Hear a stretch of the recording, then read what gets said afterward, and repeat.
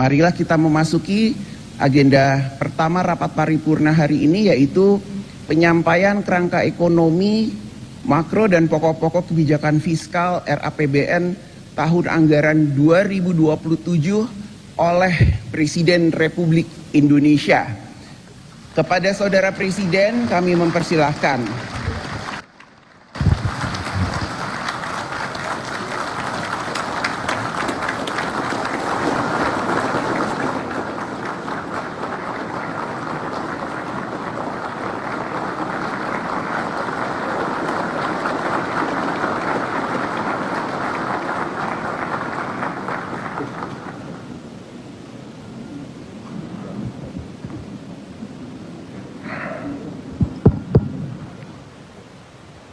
Bismillahirrahmanirrahim. Assalamualaikum warahmatullahi wabarakatuh. Salam sejahtera bagi kita sekalian. Shalom Salve, Om Swastiastu, Namo Buddhaya, Salam Kebajikan, Rahayu Rahayu. Yang saya hormati Wakil Presiden Republik Indonesia Saudara Gibran Rakabuming Raka, yang saya hormati Ketua Majelis Permusyawaratan Rakyat Republik Indonesia Saudara Ahmad Muzani, dan para Wakil Ketua MPR RI, yang saya hormati Ketua Dewan Perwakilan Rakyat Republik Indonesia Saudari Puan Maharani, dan para Wakil Ketua DPR RI. Saya sengaja minta waktu untuk berdiri di hadapan saudara-saudara sekalian untuk menyampaikan langsung sendiri arah kebijakan ekonomi dan fiskal negara kita sebagai pembicaraan pendahuluan dalam penyusunan rancangan anggaran pendapatan dan belanja negara APBN tahun 2027. Pimpinan dan seluruh anggota Dewan yang saya muliakan, kita sekarang sebagai bangsa menghadapi tantangan geopolitik dan geoekonomi yang penuh dengan konflik, ketegangan, dan ketidakpastian. Peperangan terjadi di banyak tempat, bahkan di Eropa, di Timur Tengah, di kawasan yang walaupun jauh dari kita, tetapi ternyata memiliki dampak dan pengaruh yang sangat besar terhadap kehidupan kita. Oleh karena itu, karena kondisi yang kita hadapi seperti ini, saya berpendapat bahwa Presiden Republik Indonesia harus hadir langsung menyampaikan pokok-pokok pikiran perekonomian dan pengelolaan negara. Saudara-saudara sekalian, saya telah disumpah oleh saudara-saudara sekalian, di hadapan saudara-saudara sekalian, dan di hadapan rakyat, tugas saya untuk menjalankan Undang-Undang Dasar Negara Republik Indonesia 1945, di mana saya bertanggung jawab untuk melindungi segenap tumpah darah Indonesia, bertanggung jawab untuk memajukan kesejahteraan, memajukan kecerdasan bangsa, untuk menjaga peran Indonesia dalam menjaga perdamaian dan ketertiban dunia. Dalam rangka itulah saya memandang bahwa anggaran pendapatan dan belanja negara bukan sekedar dokumen keuangan negara. APBN adalah wujud dari alat perjuangan kita sebagai bangsa. APBN adalah alat untuk melindungi rakyat, alat untuk memperkokoh dasar-dasar dan sendi-sendi ekonomi bangsa, alat untuk memastikan setiap warga negara dapat hidup lebih sejahtera dan sebagai alat untuk menjadi pedoman perjalanan kita ke depan. Dengan kesadaran itu, APBN kita susun sebagai bentuk komitmen bersama untuk mewujudkan cita-cita mulia yang telah diamanatkan dalam Undang-Undang Dasar kita, Undang-Undang Dasar tahun 1945. Suatu Undang-Undang Dasar yang lahir dari kancah perjuangan lama, perjuangan untuk meraih kemerdekaan yang berjalan ratusan tahun, yang telah meminta korban ribuan, puluhan ribu pendahulu-pendahulu kita, yaitu cita-cita mewujudkan suatu negara Indonesia yang merdeka, yang berdaulat, yang adil, yang makmur, yang berdiri di atas kaki kita sendiri. Saudara-saudara sekalian, sekarang izinkanlah saya menyampaikan angka-angka kunci dari kerangka ekonomi makro dan pokok-pokok kebijakan fiskal, atau bisa kita sebut KEM PPKF tahun 2027. Pertama, pendapatan negara dalam APBN 2027 kami targetkan mencapai kisaran 11,82 hingga 12,40% dari produk domestik bruto kita.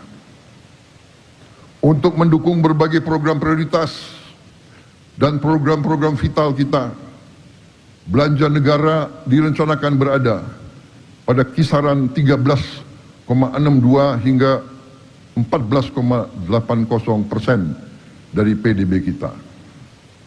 Dari sisi pembiayaan, defisit kita di tahun 2027, defisit APBN akan kami jaga pada kisaran 1,80 hingga maksimal 2,40% PDB.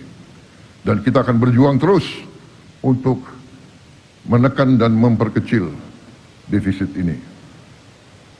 Suku bunga surat berharga negara SBN tenor 10 tahun kami jaga berada pada kisaran 6,5 hingga 7,3%. Nilai tukar rupiah terhadap dolar Amerika Serikat berada pada rentang 16.800 rupiah hingga 17.500 rupiah.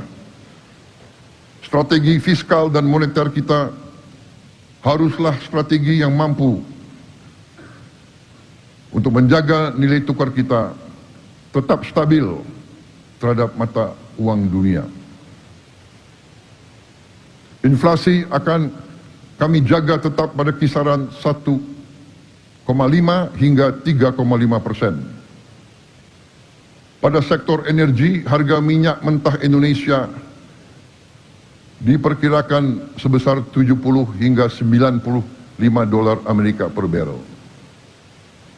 Selanjutnya, lifting minyak bumi ditargetkan 602 hingga 615 ribu barrel per hari, dan lifting gas 934 hingga 977 ribu barrel setara minyak bumi per hari.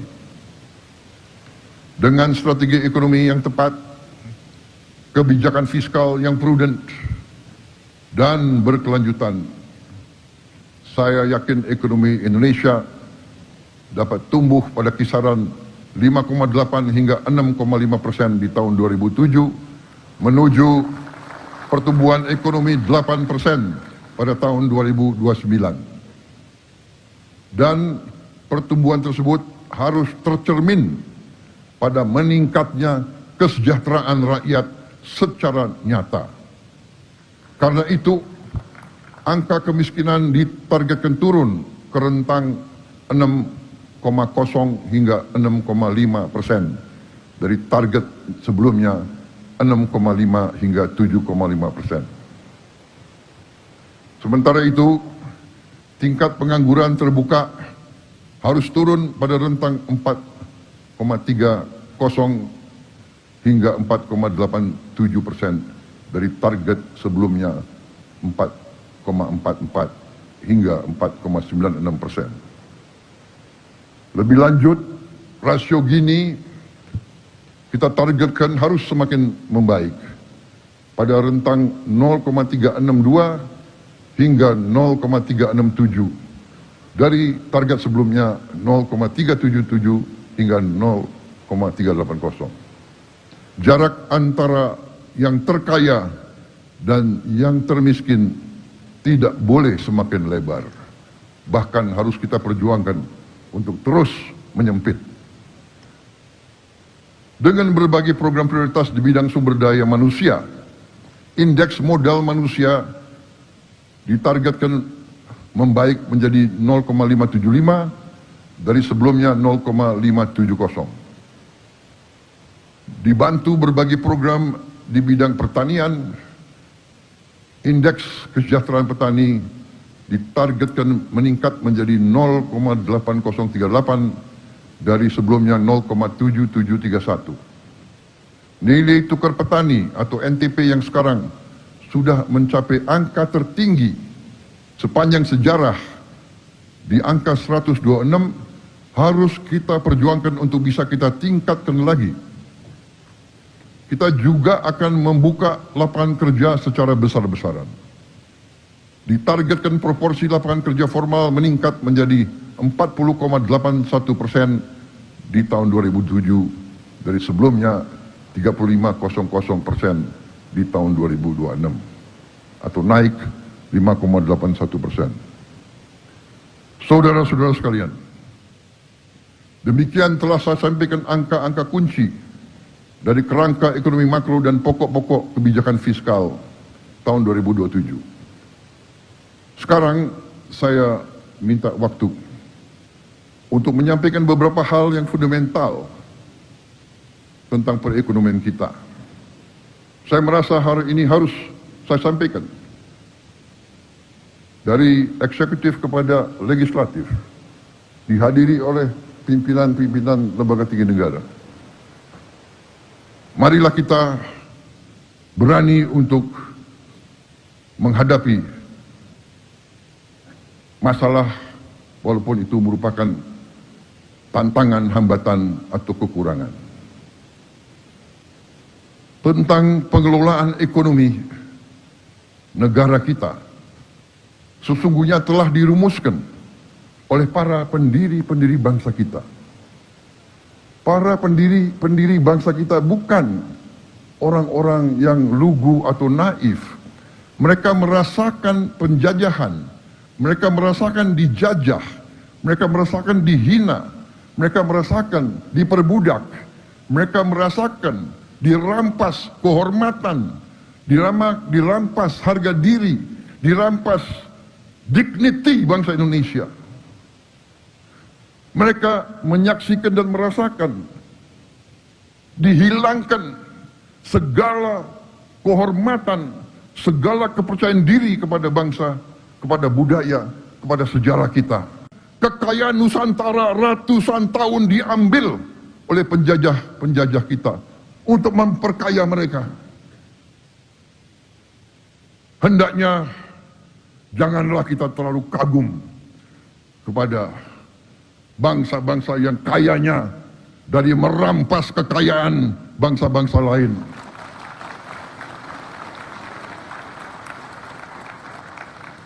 Janganlah kita rendah diri. Janganlah kita selalu mengagumi apa yang mereka ajarkan kepada kita, padahal mereka sendiri tidak menjalankan apa yang mereka ajarkan kepada kita. Saya tidak mengajak kita untuk membenci siapapun.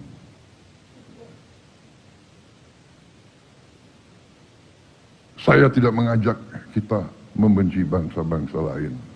Tidak. Bahkan saya mengajak kita belajar. Tapi juga kita harus belajar dari sejarah. Ada suatu adagium bahwa mereka yang tidak belajar dari sejarah akan dihukum oleh sejarah, akan mengulangi sejarah kelam yang sama yang dialami oleh nenek moyang mereka.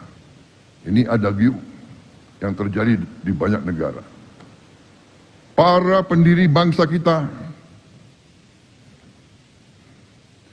sadar bahwa apabila pemimpin di Nusantara kita lemah, apabila pemimpin di Nusantara tidak bersatu, maka kekayaan Nusantara akan terus diambil oleh kekuatan-kekuatan di luar Nusantara. Ini sejarah, ini terjadi. Marilah kita buka fakta. Negara Nederland Belanda dari sejak tahun 1500 dilanjutkan 1600, dilanjutkan 1700, dilanjutkan 1800, memiliki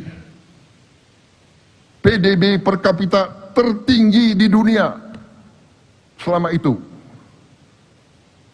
1500, 1600, 1700, 1800, 400 tahun telah memiliki PDB per kapita tertinggi. Negara yang mungkin dari utara ke selatan mungkin tidak sampai 8 jam naik kendaraan. Dari laut ke perbatasan mereka mungkin tidak sampai 4 jam dengan kendaraan. Bisa memiliki PDB tertinggi di dunia. Kenapa? Karena mereka menguasai Nusantara kita. Mereka menguasai wilayah yang sekarang adalah Republik Indonesia. Saudara-saudara sekalian. Karena itu, para pendiri bangsa kita dipimpin oleh Bung Karno, Bung Hatta, Bung Syahrir, dan mereka-mereka yang menyusun Pancasila dan Undang-Undang Dasar kita. Undang-Undang Dasar 1945. Mereka telah menetapkan cetak biru perekonomian bangsa kita. Cetak biru itu dituangkan dalam pasal 33 Undang-Undang Dasar 1945. Pasal 33 dengan jelas menjabarkan sistem perekonomian yang harusnya kita jalankan sebagai bangsa.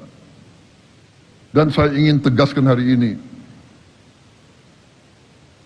keyakinan saya bahwa apabila kita menjalankan pasal 33 Undang-Undang Dasar 1945, kita jalankan dengan baik, kita jalankan dengan murni dan konsekuen, negara kita akan memiliki sumber daya yang cukup untuk menjamin Indonesia sungguh-sungguh akan menjadi negara yang makmur, yang adil, di mana rakyatnya menikmati kesejahteraan dan kualitas hidup yang layak. Rakyat kita tidak bermimpi untuk mengalami kehidupan yang kaya raya, tapi mereka bermimpi untuk bisa hidup dengan layak, dengan baik. Mereka bermimpi bisa makan dengan baik tiap hari, bisa memberi susu untuk anak-anaknya, bisa mencari obat bila mana anak mereka sakit atau bapak mereka sakit. Mereka bermimpi bisa punya rumah yang layak. Mereka bermimpi bisa melihat anaknya berangkat sekolah dengan sehat. Mereka bermimpi bahwa orang tuanya bisa dapat pekerjaan yang baik dengan pendapatan yang cukup. Itu adalah mimpi dan harapan rakyat kita. Saudara-saudara sekalian, setelah saya evaluasi, setelah saya melihat angka-angka, setelah saya melihat sungguh betapa besarnya kekayaan kita. Saya semakin yakin bahwa menjalankan Undang-Undang Dasar 1945 ini haruslah menjadi tanggung jawab kita semua. Kita tentu ingin masa depan yang lebih baik untuk rakyat kita. Untuk itu, menurut pendapat pemerintah, dan saya yakin seluruh patriot Indonesia akan mendukung, bahwa bumi dan air dan semua kekayaan alam yang terkandung di dalamnya harus dinikmati oleh seluruh rakyat Indonesia.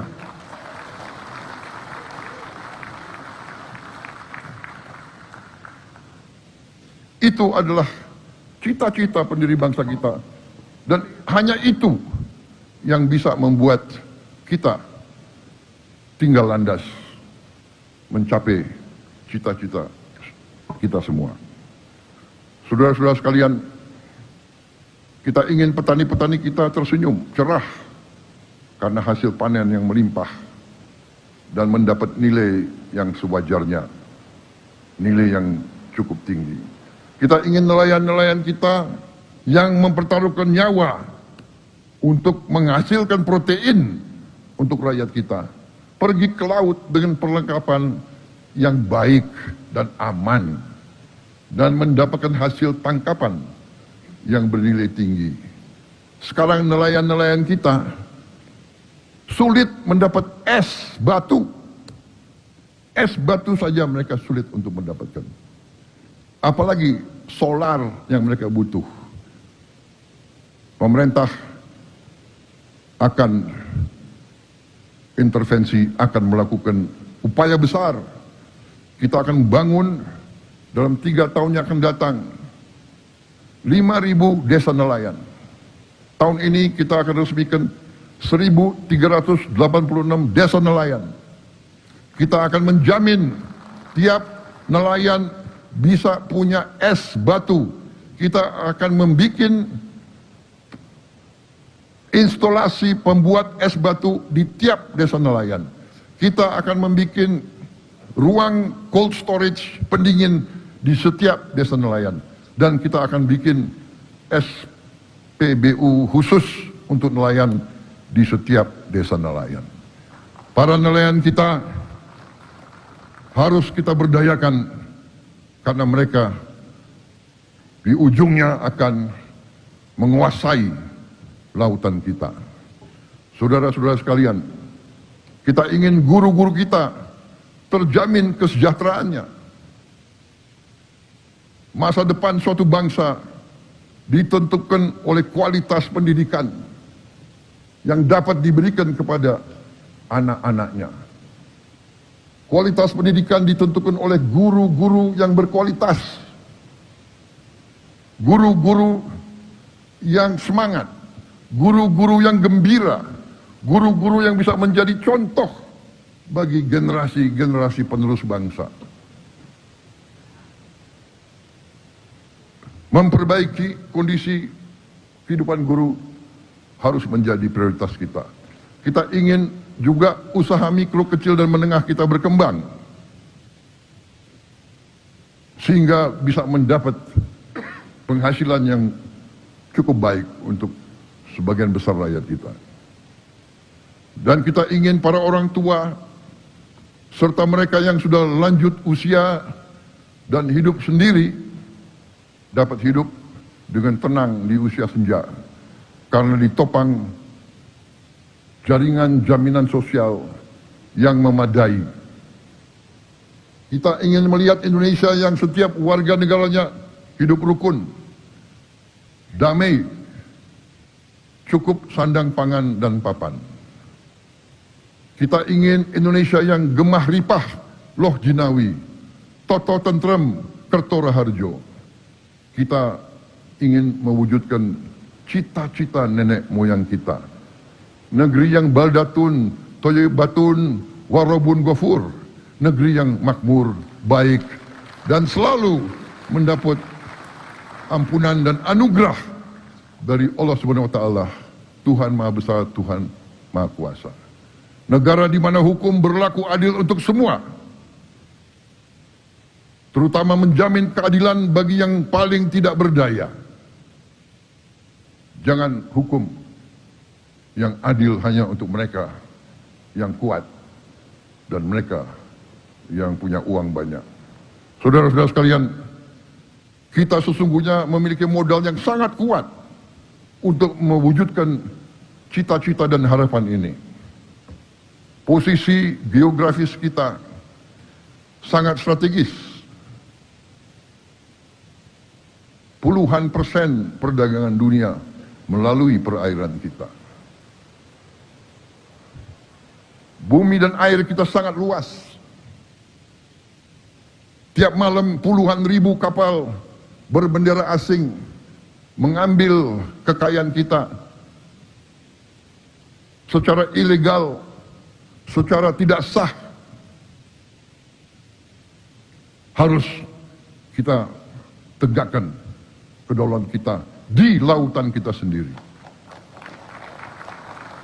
Kita memiliki bonus demografi yang menopang domestik, konsumsi domestik, dan pasar domestik yang besar. Pasar kita bisa sebesar Eropa. Dan sungguh sumber daya alam kita melimpah. Kita punya komunitas-komunitas yang sangat berharga. Batu bara kita, nikel kita, tembaga kita, minyak kelapa sawit kita, logam tanah jarang, kekayaan laut yang melimpah. Saudara-saudara sekalian, Indonesia adalah pengekspor minyak kelapa sawit terbesar di dunia.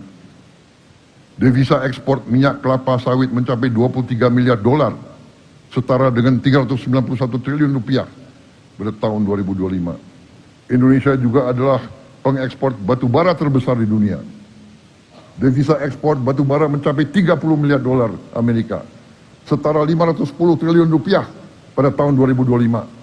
Selain itu, kita juga sekarang sudah jadi pengekspor paduan besi atau ferroalloys terbesar di dunia. Devisa ekspor paduan besi kita mencapai 16 miliar dolar, setara dengan 272 triliun rupiah pada tahun 2025.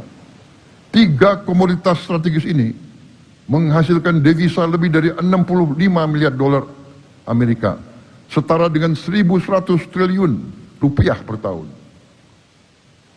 Tapi marilah kita jujur kepada diri kita sendiri. Hari ini Indonesia sebagai negara anggota G20, tapi rasio belanja negara kita terhadap produk domestik bruto kita adalah yang paling rendah di antara negara-negara G20.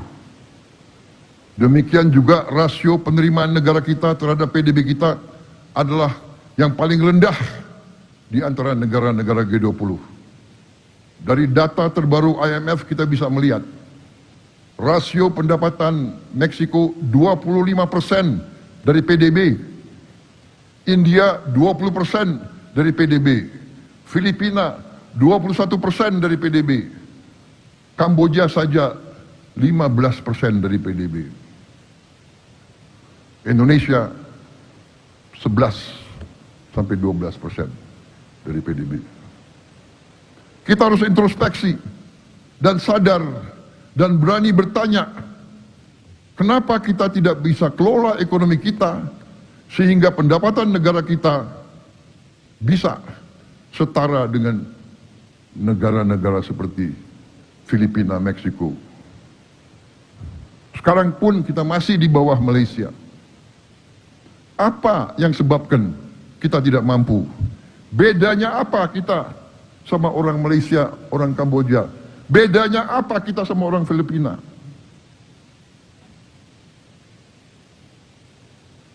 Saudara-saudara sekalian,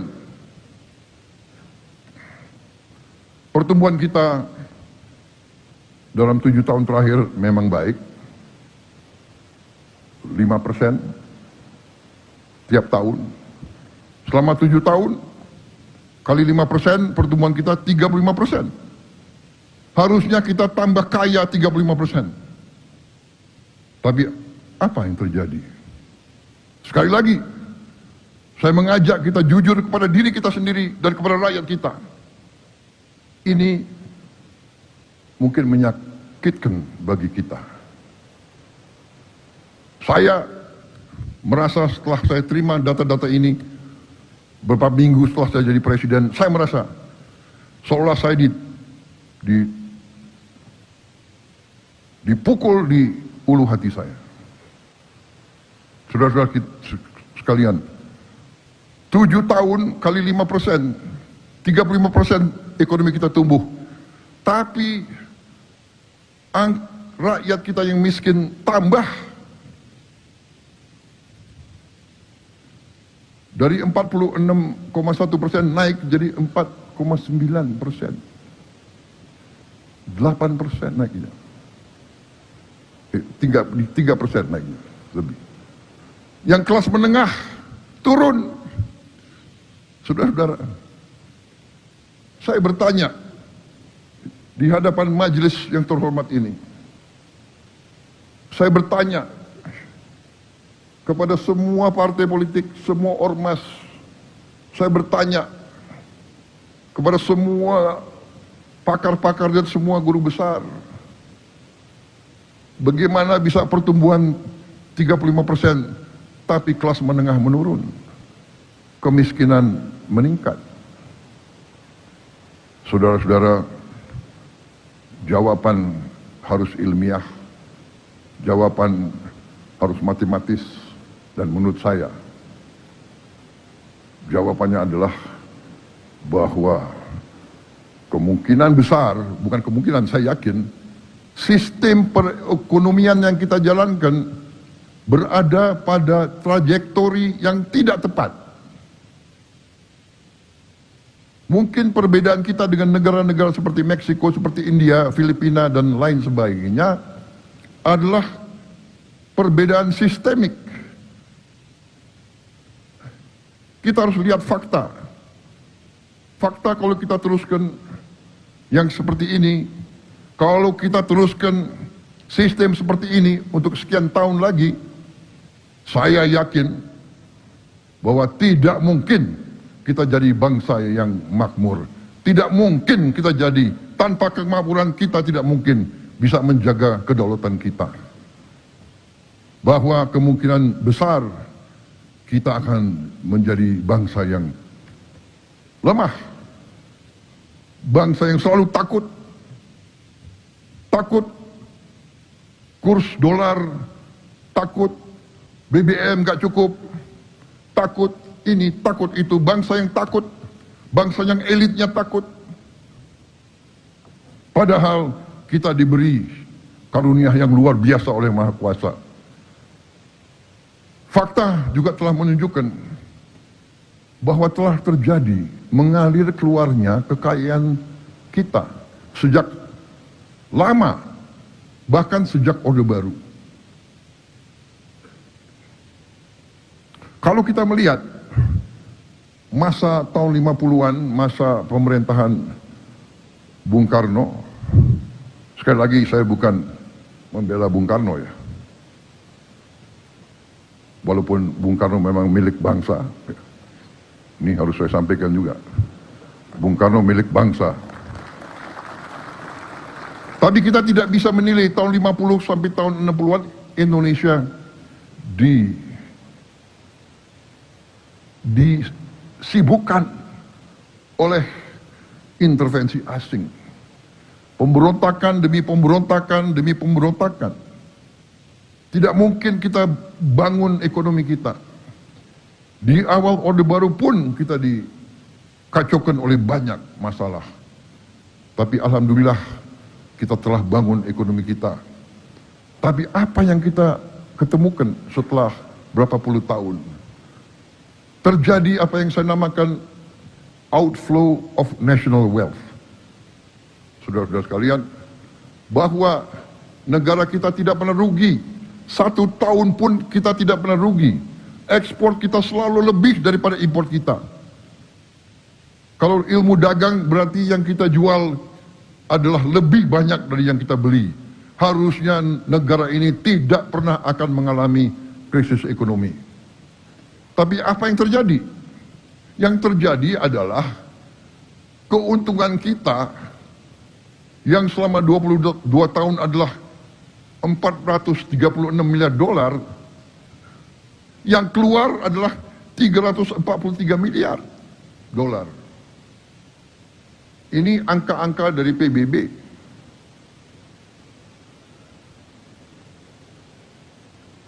Berarti selama 22 tahun, kekayaan kita yang tinggal di Indonesia adalah 436 miliar dikurangi 343 miliar.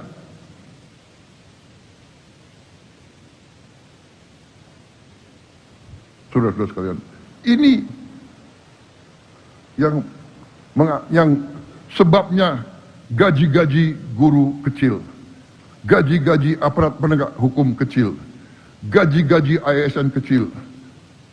Ini yang selalu anggaran tidak cukup, anggaran tidak kuat, dan sebagainya. Selama 34 tahun, apa yang terjadi?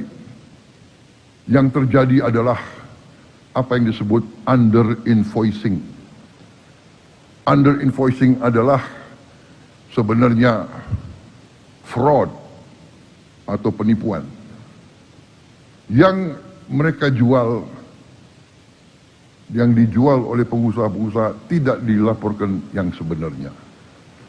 Banyak di antara mereka membuat perusahaan di luar negeri. Dia jual dari perusahaan dia di dalam negeri ke perusahaan dia di luar negeri yang harganya jauh di bawah harga yang sebenarnya. Ini yang terjadi. Sekali lagi, ini adalah data dari PBB. Karena begini, katakanlah kita bisa bohong di pelabuhan Indonesia, kita bisa bohong di negara kita kirim 10.000 ton batu bara, kita hanya laporkan 5.000 ton. Bisa di Indonesia, di sana tidak bisa, di sana dicatat. Itu terjadi pada kelapa sawit, itu terjadi hampir semua komoditas. Itu adalah penipuan di atas kertas. Ada lagi penyeludupan. Ada lagi penyeludupan melalui pelabuhan.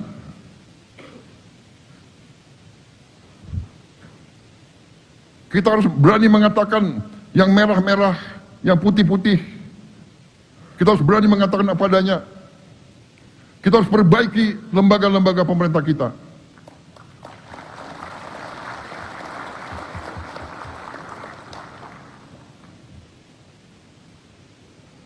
Biaya cukai harus kita perbaiki. Saya masih ingat di zaman Orde Baru, saking parahnya biaya cukai, kita tutup biaya cukai. Kita outsourcing ke swasta. Dan penghasilan negara naik. Apa nggak sedih itu?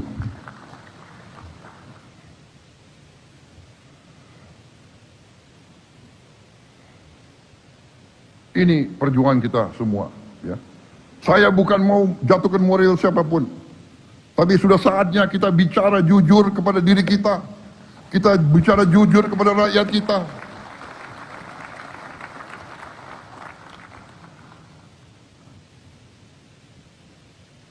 Saudara-saudara sekalian. Coba ditayangkan lagi slide. 900 miliar dolar kita hilang.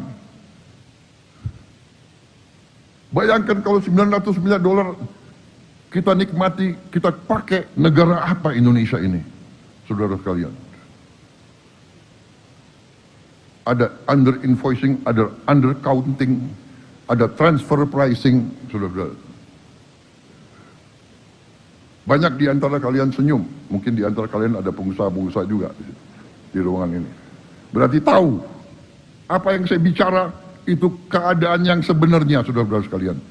Kita sudah hitung, kita sudah pakai random, kita tahu bahwa perbedaan antara yang dilaporkan, yang tidak dilaporkan itu sering mencapai 50%. Yang dilaporkan adalah 50% dari keadaan yang sebenarnya. Saudara-saudara sekalian. Dan kita merasa aneh. Kita produsen kelapa sawit terbesar di dunia, tapi harga kelapa sawit ditentukan di negara lain. Saya mengatakan kepada menteri-menteri saya, ini tidak boleh terjadi. Saya tidak mau kelapa sawit kita harganya ditentukan oleh bangsa lain. Kita tentukan harga kita. Dan kalau mereka nggak mau beli pakai harga kita, ya nggak usah beli, kita pakai kelapa sawit kita sendiri. Saudara-saudara sekalian.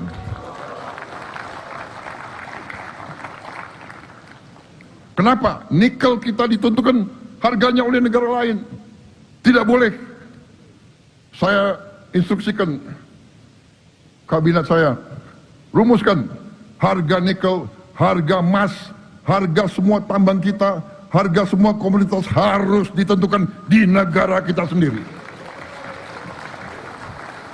Dan kalau mereka nggak mau beli, ya nggak apa-apa. Biar aja itu di bawah tanah untuk cucu kita nanti. Daripada kita jual murah. Saudara-saudara sekalian, saya minta dukungan majelis ini. Marilah bersama-sama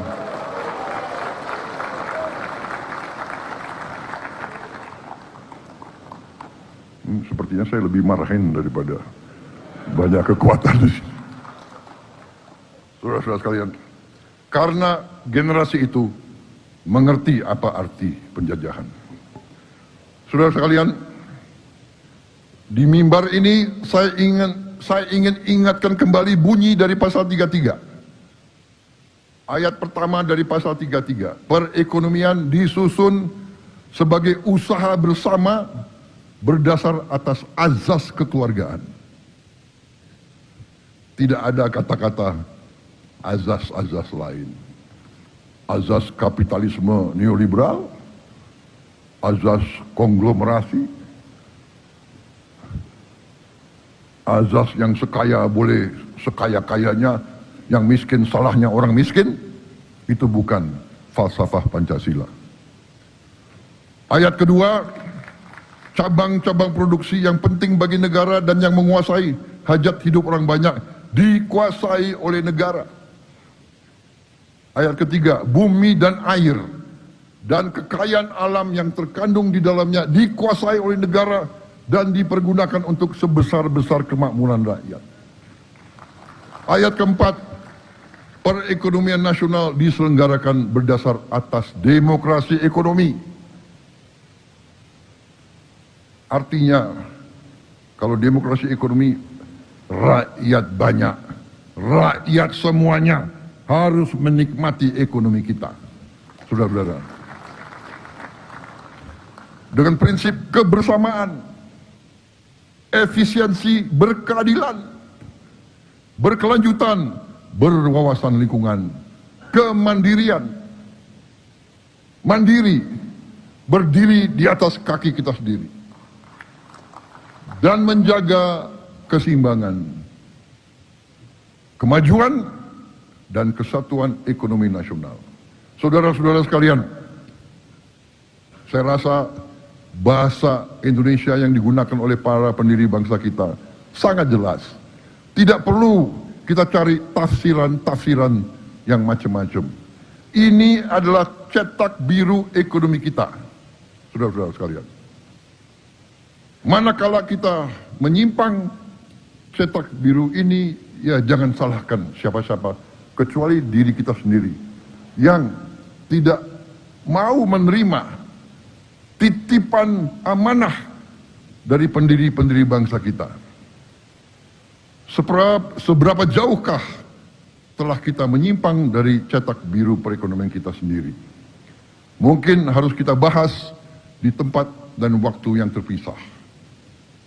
Tapi saya berkeyakinan kalau kita jalankan pasal 33 secara konsekuen, kita akan terhindar dari praktek-praktek under invoicing, under counting, dan sebagainya, pemalsuan atas tonase dan kualitas produk yang diekspor, praktek-praktek fraud terhadap bangsa dan negara kita, serta praktek-praktek tambang ilegal, hutan ilegal, kebun-kebun ilegal. Saudara-saudara, bagaimana bisa ada orang yang tambang di hutan lindung bertahun-tahun dan tidak ada yang berani untuk menegakkan hukum. Saudara-saudara, kita perhitungkan, kita perkirakan potensi uang yang bisa kita selamatkan dari kebocoran-kebocoran itu adalah 150 miliar dolar satu tahun. Potensi, apa kita mampu atau tidak, tergantung keberanian kita, tergantung tekad kita, tergantung apa kita bisa bekerja sama dengan baik atau tidak. Karena itu saya selalu sampaikan dari awal saya menjabat sebagai Presiden Republik Indonesia, kita harus bersama-sama berani mencari solusi dan berani bertindak. Saya berkeyakinan akar masalah ekonomi bangsa kita adalah bocornya kekayaan kita, tidak tinggalnya kekayaan kita di Republik Indonesia. Ini harus berani kita hadapi dan berani kita selesaikan. Untuk itu, saya di hadapan majelis yang terhormat ini, di hadapan seluruh rakyat Indonesia, saya ingatkan bahwa saya pernah disumpah di sini untuk menjalankan Undang-Undang Dasar 1945 dengan segala perundang-undangan yang berlaku. Dan saudara-saudara sekalian, kita faham dan mengerti bahwa kalau kita terus mengulangi kesalahan yang sama, janganlah kita bisa berharap mendapat hasil yang lebih baik. Untuk itu, untuk mencapai tujuan bernegara kita, hari ini, pemerintah Republik Indonesia yang saya pimpin menerbitkan peraturan pemerintah tentang tata kelola ekspor komoditas sumber daya alam. Penerbitan peraturan ini, peraturan pemerintah ini adalah langkah strategis untuk memperkuat tata kelola ekspor komoditas sumber daya alam kita. Penjualan semua hasil sumber daya alam kita mulai dengan minyak kelapa sawit, batu bara dan paduan besi, ferroalloys. Kita wajibkan harus dilakukan penjualannya melalui BUMN yang ditunjuk oleh pemerintah Republik Indonesia sebagai pengekspor tunggal. Dalam artian hasil dari setiap penjualan ekspor akan diteruskan oleh BUMN yang ditunjuk oleh pemerintah kepada pelaku usaha pengelola kegiatan tersebut. Ini bisa dikatakan sebagai marketing facility. Tujuan utama kebijakan ini adalah memperkuat pengawasan dan monitoring, serta memberantas praktek kurang bayar, under invoicing, praktek pemindahan harga, transfer pricing, dan pelarian devisa hasil ekspor. Saudara-saudara sekalian, kebijakan ini akan optimalkan penerimaan pajak dan penerimaan negara atas pengelolaan dan penjualan sumber daya alam kita. Dengan kebijakan ini, kita berharap bahwa penerimaan kita bisa seperti Meksiko, seperti Filipina, seperti negara-negara tetangga kita. Kita tidak mau penerimaan kita paling rendah karena kita tidak berani mengelola milik kita sendiri, milik bangsa Indonesia sendiri. Saudara-saudara sekalian, sesungguhnya kita harus percaya bahwa semua sumber daya alam Indonesia adalah milik rakyat Indonesia, milik bangsa Indonesia. Karena itu negara berhak mengetahui secara rinci sumber daya alam kita yang dijual keluar Indonesia. Kita tidak mau dibohongi lagi. Kita mau tahu persis berapa kekayaan kita yang dijual.